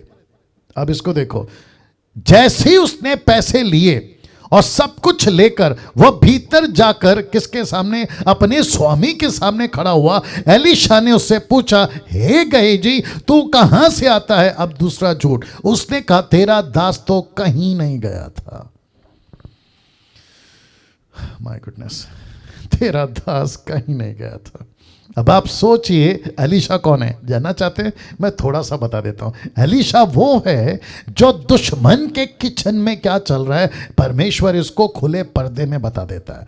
इसके बेडरूम में क्या चल रहा है एलीशा को परमेश्वर बिल्कुल साफ बता देता है। जैसे आप लोग वीडियो में कोई प्रोग्राम देखते हैं या मुझे देख रहे हैं, ऐसा व्यक्ति जिसका नाम है एलीशा, एक ऐसा प्रॉफिट जिसको सब कुछ प्रभु ऐसे दिखा देता है, ऐसे दिखा देता है, और जिसके चलते ये नौकर जिसका नाम है गेहजी, इसको पैसे का नशा, पैसे का अंधापन, लालच का अंधापन इतना था कि ये अपने स्वामी को तो नहीं पहचाना, ये तो गलत है, लेकिन ये खुद परमेश्वर तक को भूल बैठा या परमेश्वर तक को नहीं समझ पाया। लिखा है, मैं कहीं नहीं गया था स्वामी, मैं तो यहीं पे था, मैं तो यहीं पर रह रहा था, मैं कहां गया? अब जरा वचन देखिए, वचन 26 लिखा है, क्या यह समय चांदी व वस्त्र या जलपाई व दाकरस की बारियां, भेड़ बकरियां, गाय बैल, दास दासी लेने का है?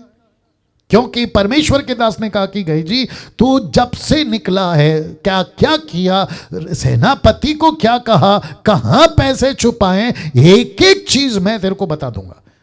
तब जाकर ये कहता है, क्या ये वक्त, बहुत ध्यान से सुनिए, क्या ये वक्त पैसे कमाने का है? क्या ये वक्त, यूट्यूब के लोगों ध्यान से सुनो, क्या ये वक्त चर्च के लोगों को झूठ बोलकर दशमांश के नाम पे, दान के नाम पे, प्रेयर सीड, प्रार्थना का बीज के नाम पे पैसे कमाने का है?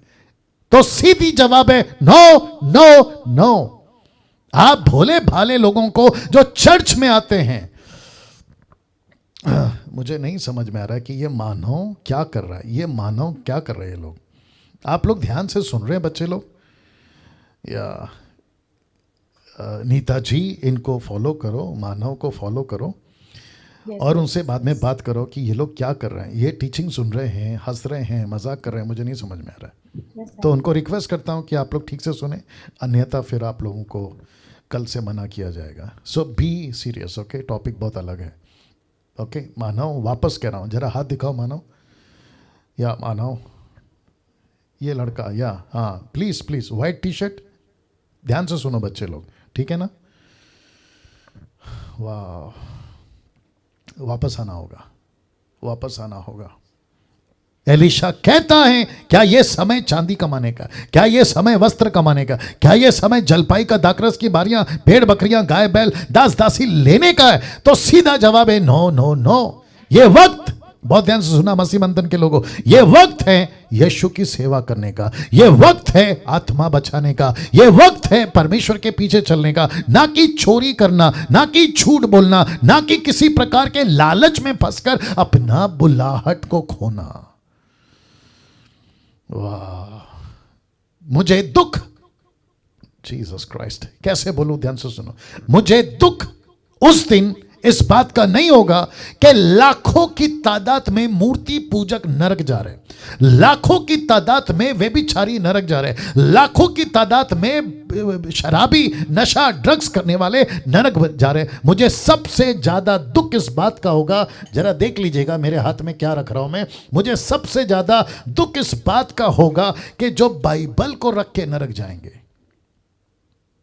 मुझे दुख इस बात का होगा, ऐसे लोगों का दुख होगा जो परमेश्वर के वचन का प्रचार करते हैं, ऐसे लोगों का दुख होगा जो बिशप कहते हैं खुद को, अपोस्टल, प्रॉफिट, रेवरेंड, ऐसे वैसे, डॉक्टर, न जाने क्या क्या कहते हैं, ऐसे लोगों की तादाद अगर नरक जारी होगी, मुझे दुख होगा। जानते हो एलीशा को गुस्सा कितना आया? इसका गुस्सा देखो वचन 27 में, इस कारण से नामान का कोढ़ तुझे और तेरे वंश को सदा लगा रहेगा। ओ हो, मतलब कोढ़ जो है ना, सिस्टर निर्जला जी देखिए, लिखा है कोढ़ जो है ना, ये सिर्फ नामान को नहीं है, लिखा है उसके वंश को लगा रहेगा। इसका मतलब है कि नामान के कोढ़ में जितने भी बच्चे पैदा होंगे वो कोढ़ के साथ पैदा होंगे। तब वह हिंसा श्वेत कोढ़ी होकर उसके सामने से चला गया। अब आप बताइए, क्या ये पाप जो नामान ने किया, ऐसा पाप जो आकान ने किया, ऐसा पाप जो हनन्याह सफीरा ने किया, क्या इन तीनों को जो सजा मिली है इसके पीछे क्या चीज है? एक ही चीज, पाप को हल्के में लिया, पाप को हल्के में लिया। यस और नो? अब आप सोच के देखिए, कौन सा परमेश्वर है?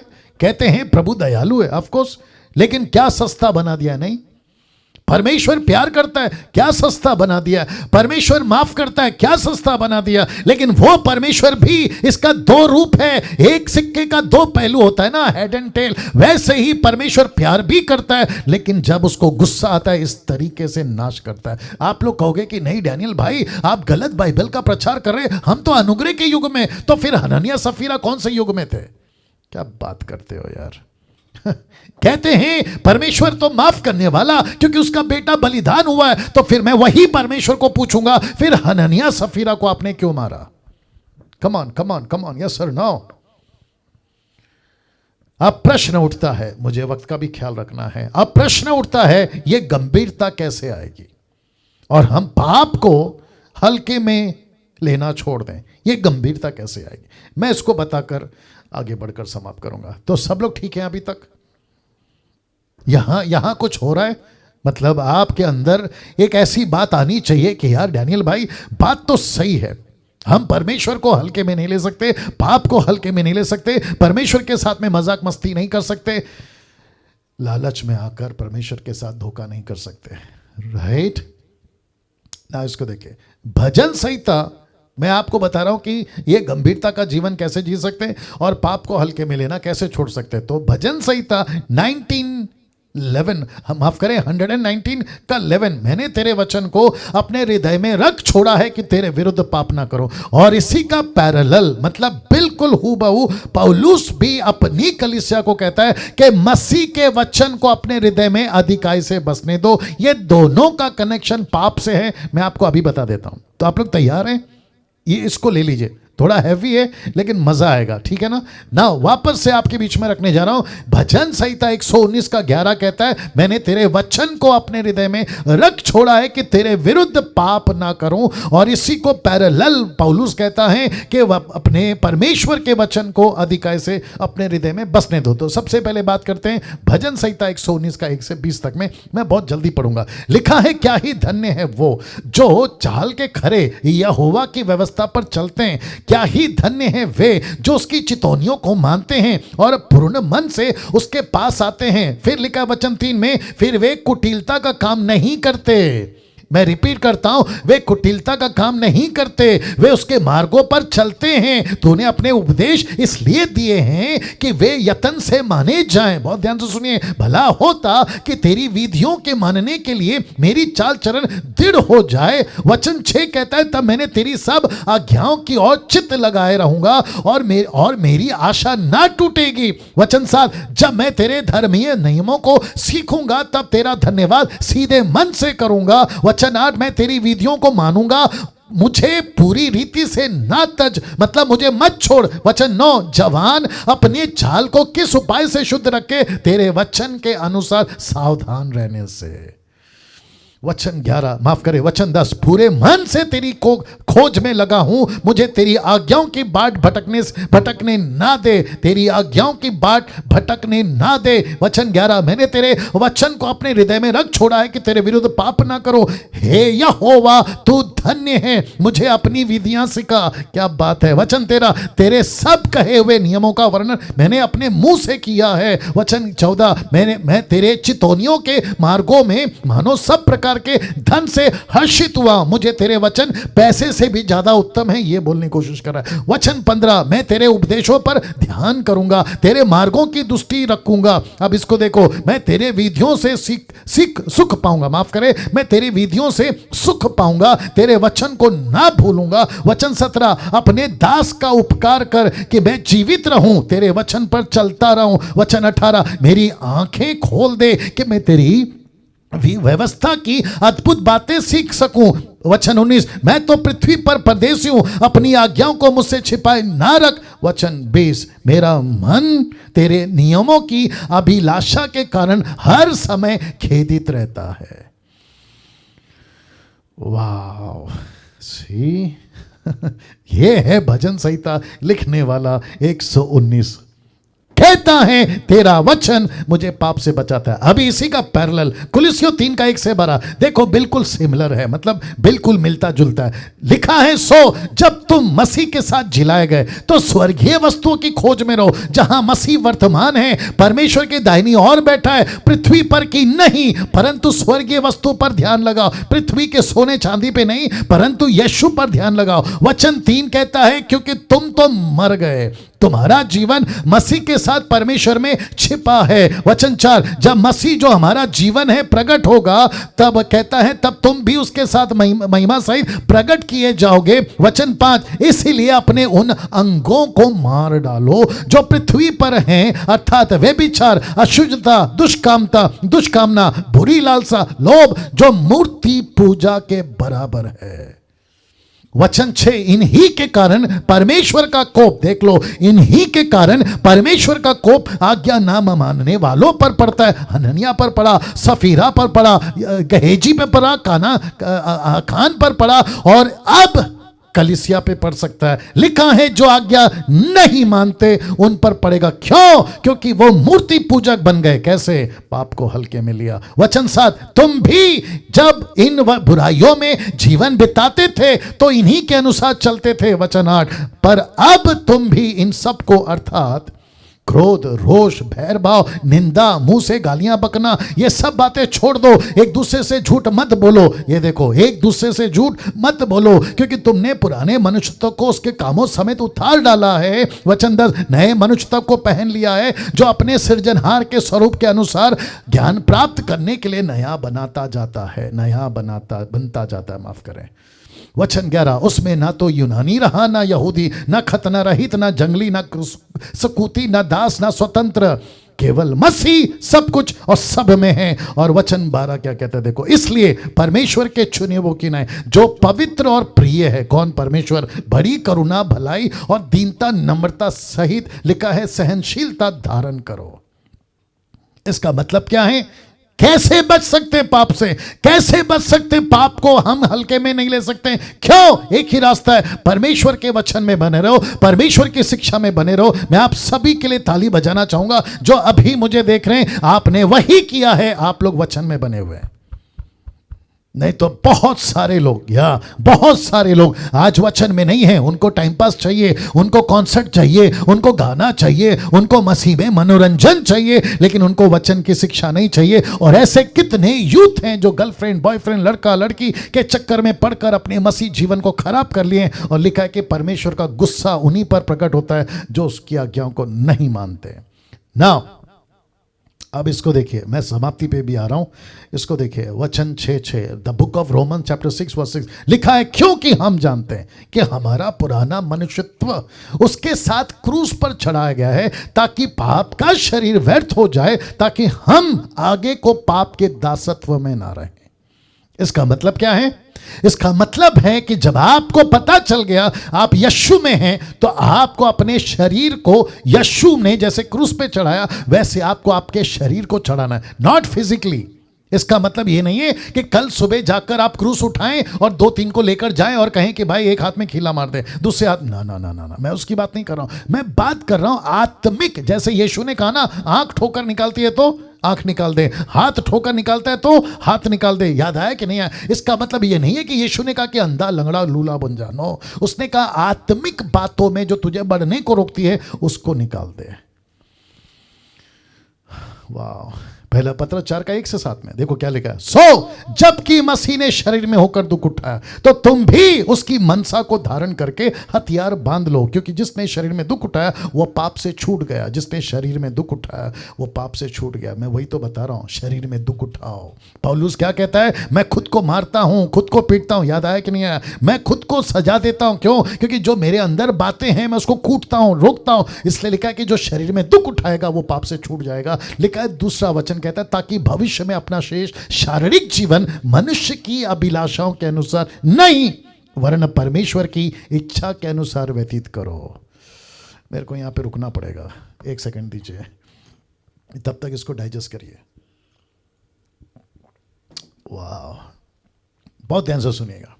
वचन 2 पे थोड़ा फोकस करिए, ताकि भविष्य में आप अपना शेष शारीरिक जीवन मनुष्य की अभिलाषाओं के अनुसार नहीं, वरन परमेश्वर की इच्छा के अनुसार व्यतीत करो। परमेश्वर की इच्छा क्या है? तुम सेवा करो, आमीन। परमेश्वर की इच्छा क्या है? तुम चेले बनाओ, आमीन। परमेश्वर की इच्छा क्या है? तुम उसकी कलीसिया की स्थापना करो। परमेश्वर की इच्छा क्या है? मेरे वचन को लेकर शहर शहर, गली गली, गांव गांव प्रचार करो। लेकिन जो व्यक्ति, अब ध्यान से सुनना, जो व्यक्ति परमेश्वर की इच्छा पर नहीं चलेगा, मत्ती 7:21 उसके लिए है। बाप रे अब आप समझे, मत्ती 7:21 में क्या लिखा है? वही स्वर्ग जाएगा जो मेरी पिता की इच्छा पे चलता है। तो पिता की इच्छा क्या है? तुम संसारिक जीवन मत जियो, संसारिक इच्छा जीने के बजाय तुम मेरे लिए दुख उठाओ। क्या बात है, क्या बात है। मैं कुछ और बोलना चाहता हूं क्योंकि परमेश्वर का आत्मा बात कर रहा है, ठीक है ना? बहुत ध्यान से सुनिएगा। आपके पास में जितना कुछ है ना, उतना में संतुष्ट रहो। अगर झोपड़ा है ना, तो झोपड़े में संतुष्ट रहो। आपके पास में 2 वक्त की रोटी है ना, उसमें संतुष्ट रहो। आपके पास में 4 कपड़े हैं ना, उसमें संतुष्ट रहो। आपके पास में मोटरसाइकिल, गाड़ी, बंगला नहीं है ना, तो भी चलेगा। पता है क्यों? जिनके पास में, जो यहाँ जीवन जी रहे ना, वो सब जी के, मुझे नहीं पता अभी क्या होगा ये मेरा स्टेटमेंट सुन के, लेकिन मुझे बोलने दीजिए, ये सब रख के नरक जाने से बेहतर, नरक जाने से बेहतर कुछ नहीं होकर स्वर्ग में जाना बेहतर है। ओहो हो वापस बोल दूं, ये सब रखकर नरक जाने से बेहतर कुछ ना होकर स्वर्ग जाना बेहतर है। क्योंकि मैं अच्छों को जानता हूं। यूट्यूब के लोगों को मिर्ची लगेगी, लेकिन मुझे बोलने दीजिए, मैं अच्छों को जानता हूं, क्योंकि 20 साल मैं ऐसे सेवकों के बीच में उठा बैठा हूं, इनके साथ में काम कर चुका हूं। कुछ लोग मुझे जानते हैं कि मेरा किस तरीके का और किस लेवल का कांटेक्ट इनके साथ में था। इन सबको अच्छे से जानता हूं, बड़े बड़े सेवकों की बात कर रहा हूं। और इसी वजह से मेरा गुस्सा इतना है, क्योंकि मैं एक एक को जानता हूं, ठीक है ना? तो इन सब के पास में अच्छा खासा 2 BHK बंगला, ऑडी, BMW और दुनिया भर की प्रॉपर्टी। मैं गॉस्पेल सिंगर की भी बात कर रहा हूं और अच्छे प्रीचर की भी बात कर रहा हूं। सब कुछ है इनके पास में। लेकिन मैं आपको बताता हूं, उस दिन गुस्सा इसलिए भी आएगा और सेम टाइम दुख भी होगा कि सब कुछ छोड़ा, मूर्ति पूजा, पाप, व्यभिचार, लेकिन नरक जा रहे हैं लालच में, नरक जा रहे हैं पैसे के लालच में, नरक जा रहे हैं झूठ बोलकर, हननिया सफीरा की तरह। माय गॉड, क्या दुख की बात है, क्या दुख की बात है। फिर कहता हूं, आपके पास में जो कुछ है संतुष्ट रहो, खुश रहो। बैंक में पैसा नहीं है पास्टर डैनियल, कोई बात नहीं। ATM खाली पड़ा है, कोई बात नहीं। राशन का डब्बा खाली पड़ा है, कोई बात नहीं। बच्चों की फीस का पैसा नहीं है, कोई बात नहीं। घर पर कुछ भी नहीं है, कोई बात नहीं। तुम सिर्फ देखो, वचन 2 फिर पढ़ रहा हूं, लिखा है भविष्य में अपना शेष शारीरिक जीवन मनुष्य की अभिलाषाओं के अनुसार नहीं, वरन परमेश्वर की इच्छा के अनुसार व्यतीत करो। और मुझे पता है कि जब तुम सच्चाई पे चलोगे, परमेश्वर डंके की चोट पे कहता हूं, आपका कौवा आपका रोटी लाएगा। वाह आपका कौवा आपका रोटी लाएगा। वो कौवा कहां से लाएगा ये आपका चिंता नहीं है, ये परमेश्वर का चिंता है। मुझे खत्म करने दीजिए। वचन 3, क्योंकि अन्य जातियों की इच्छा के अनुसार काम करने, लुचपन, बुरी अभिलाषाएं, मतवालापन, लीला क्रीड़ा, पियक्कड़, घृणित, मूर्ति पूजा में जहां तक हमने पहले समय गवाया वही बहुत हुआ। मतलब जब आप अविश्वासी थे तब तक ठीक था, लेकिन अब नहीं। वचन 4, इसमें वे अचंभा करते हैं कि तुम ऐसे बुरी लालच, लुचपन, माफ करें, बुरी लुचपन में उनका साथ नहीं देते। वे इसलिए तुमको बुरा भला कहते हैं। पहले सिगरेट पीते थे, हाँ पिएंगे। दारू पियोगे, हाँ पिएंगे। लेकिन अभी मसीह बन गए, उनको कहते हैं नहीं भैया अब नहीं पिएंगे, तो वो कहते हैं अरे तू तो पागल हो गया, अरे तू तो ईसाई बन गया, अरे तू तो पादरी बन गया, अरे तू तो बाइबल वाला बन गया। ऐसा बोलकर तुम्हारी बदनामी करते ना, खुश हो जाना। क्यों? क्योंकि यीशु को भी नहीं छोड़ा, आपको भी नहीं छोड़ेंगे। वचन 5, पर वे उसको जो जीवित हो और मरे हुओं का न्याय करने को तैयार है लेखा देंगे। कौन? ये संसारिक लोग। तो जजमेंट किसके हाथ में? यीशु के हाथ में है। आप देखिए वचन 6, क्योंकि मरे हुओं को भी सुसमाचार इसीलिए सुनाया गया। पहला पत्र 3:19। यीशु नरक में 3 रात 3 दिन क्या कर रहे थे? लिखा है वचन 6 में, मरे हुओं को सुसमाचार सुनाया गया।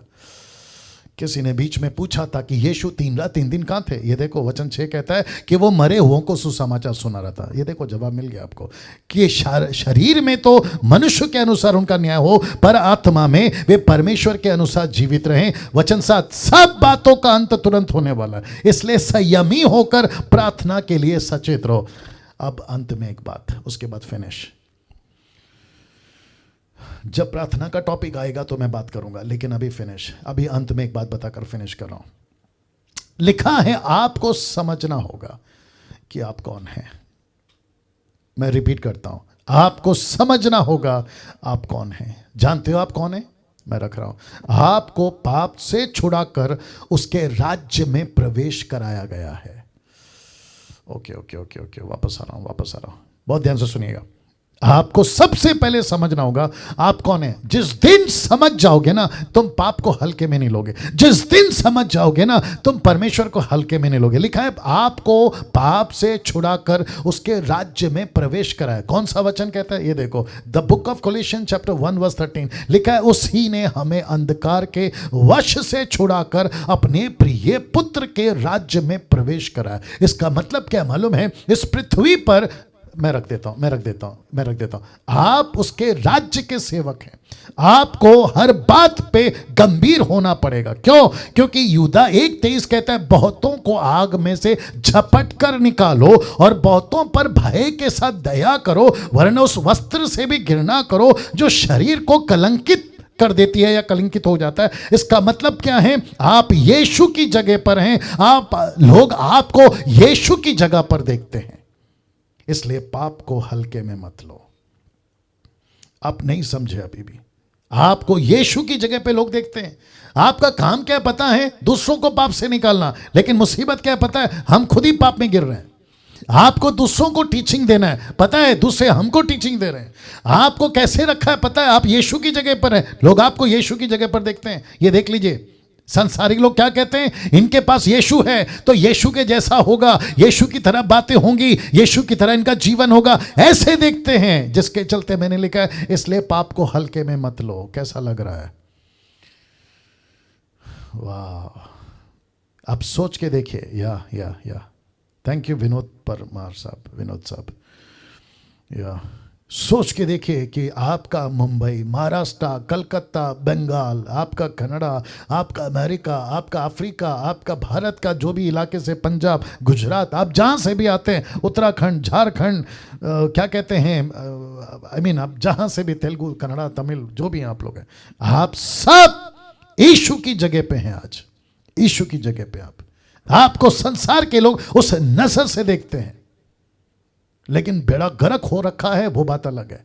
लेकिन डीटी के बाद हम एक ही मिशन पे काम करेंगे कि जितने भी गोलियात हैं उन सबको खत्म करेंगे, यानी कि गलत शिक्षा, और दाऊद को तैयार करेंगे, जिसकी प्रोसेस अभी स्टार्ट है, जिसको मैं अभी कर रहा हूं। कैसा लगा आज का टीचिंग? या थैंक यू सर। इसको खूब शेयर करिए, खूब शेयर करिए, खूब शेयर करिए। यूट्यूब पे अपलोड हो जाएगा अभी 1-आधे घंटे के अंदर। इसको खूब शेयर करिए, दूसरों को दीजिए, पास्टरों को दे दीजिए। वो अगर पलट कर कहते हैं ये क्या भेज दिया, तो उनको पलट कर बोलो, वीडियो देखो, तुमको पता चल जाएगा। मैं और एक बात बोल दूं, आपको है ना जवाब देना सीखना पड़ेगा। आपको जवाब देना, और वो भी मुंह तोड़ जवाब दो। मुंह तोड़ मतलब जाके मुंह मत तोड़ो, मुंह तोड़ जवाब दो। ये मैं कहने की कोशिश कर रहा हूं। आपको उनको कहना है कि वीडियो देखो, ठीक से देखो, बात समझ में आ जाएगी। कुछ लोगों को है ना इतना घमंड है, वो कहते हैं कि हम इसकी वीडियो क्यों देखें, हम तो हम देखेंगे, हमारे पास्टर। अरे यार, वो पास्टर ये पास्टर क्या है? हम सब परमेश्वर के लोग हैं और वचन प्रभु का प्रचार कर रहे हैं। मैं वो कह रहा हूं, जो सही है वो दे दो ना, क्या दिक्कत है? उनको भी बताना है, ऐसे आपको जवाब आना चाहिए। आइए एक प्रार्थना करते हैं, फिर उसके बाद में समाप्त करें। निर्जला जी, आप नेपाली में प्रार्थना करिए। Thank you Jesus, thank you Lord, thank you Lord, thank you Lord. परमेश्वर पिता, हामी तपाईलाई धन्यवाद चढाउँछौँ प्रभु येशू ख्रीष्टको नाममा। पिता, धन्यवाद तपाईको वचनको लागि, तपाईको सेवक पास्टर ड्यानियल राजद्वारा हामीलाई प्रभु मन्ना खिलाउनु भएको छ प्रभु। तपाईलाई धन्यवाद दिदछु प्रभु। आज यस्तो गहिरो कुराहरू गर्नुभएको छ प्रभु। आज हर कोही सेवकले, हर कोही विश्वासी जन्य प्रभु, तपाईको वचनलाई हल्कामा नलियोस् प्रभु, पापलाई हल्कामा नलियोस् प्रभु। त्यही नै प्रार्थना गर्न चाहन्छु प्रभु। जसरी पहिलो शताब्दीको त्यो चर्चमा प्रभु हननिया सफिराहरूको मौत भएको प्रभु, उनीहरूलाई त्यस्तोसम्म तपाईले छोड्नु भएन प्रभु उनीहरूलाई, ताकि प्रभु आज पनि हरेक व्यक्तिलाई त्यस्तै हृदयमा होस् कि प्रभु आजको दिन पनि जसरी हिब्रू 13:8मा तपाईँ युगान प्रभु सधैँ सदा सर्वदा हिजो आज भोलि सदा सर्वदा एक समान हुनुहुन्छ प्रभु तपाईँ। आज पनि तपाईँले छोड्नुहुन्न भनेर प्रभु हरेकको Thank you, हृदयमा Lord. एउटा Thank भय you, Lord. एउटा डर पसेको होस् भनेर प्रार्थना गर्न Thank चाहन्छु you, पिता। Jesus. प्रभु तपाईँलाई धन्यवाद दिन चाहन्छु। आजको दिनमा प्रभु यसरी डिसाइपलशिप ट्रेनिङको द्वारा हामीले यस्तो कुराहरू सिक्न पाएका छौँ Yes. प्रभु, जुन अहिले हर कोही पास्टरले, जुन हर कोही सेवकले यसरी दिएको छैन प्रभु। Jesus. तपाईँलाई धन्यवाद दिन चाहन्छु प्रभु। जसरी त्यो पहिलो शताब्दीको चर्चमा भय छाएको थियो प्रभु, त्यसैले अहिले Yes, हरेक Lord. विश्वासीजन, हरेक सेवकको हृदयमा, हरेक सेवकको हृदयमा प्रभु त्यस्तो भय छाएको होस् र प्रभु पापबाट घृणा गरोस् प्रभु, र पापलाई हल्कामा नलियोस् कसरी भनेर Yes, प्रार्थना गर्न yes, चाहन्छु। yes, yes, र यो yes. भिडियो जति पनि प्रभु Yes, यो Lord. Yes, शैतानले Lord. खोज्छ यो Yes, भिडियो Lord. नहेरोस् भनेर Yes, प्रभु, Lord. तर Yes, Lord. जसको हातमा यो भिडियो पर्छ प्रभु त्यसले भिडियो हेरेको Yes, होस् Lord. भनेर प्रार्थना गर्न चाहन्छु। सारा आदर, सारा महिमा, सारा प्रशंसा हाम्रो जीवित परमेश्वर येशू ख्रीष्टको नाममा गर्दछु। Thank you, Lord. Amen. Amen. Amen. Okay, thank you. God bless you. You too, Valo. Now,